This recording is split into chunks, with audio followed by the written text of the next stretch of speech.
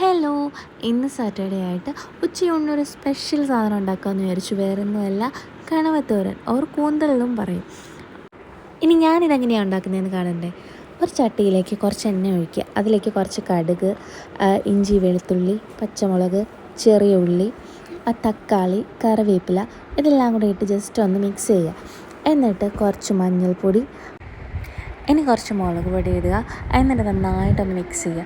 എന്നിട്ട് നമ്മുടെ കൂന്തൽ ഇതിലേക്ക് കുറച്ച് ഉപ്പും കൂടി ഇട്ട് കൊടുക്കുക. അതൊന്ന് മിക്സ് ചെയ്തതിന് ശേഷം അതിലേക്ക് കുറച്ച് വെള്ളം ഒഴിച്ചിട്ട് അത് കുക്ക് ചെയ്യാനായിട്ട് വെക്കാം.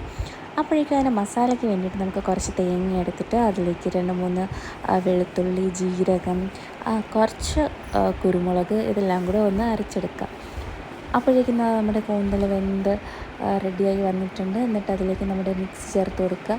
എന്നിട്ട് ഞാൻ അല്പം കുരുമുളക് പൊടിയും കൂടി ഇട്ടിട്ട് നന്നായിട്ട് ഒന്ന് മിക്സ് ചെയ്തെടുക്കുന്നുണ്ട്. പിന്നെ കുറച്ച് കറിവേപ്പിലയും.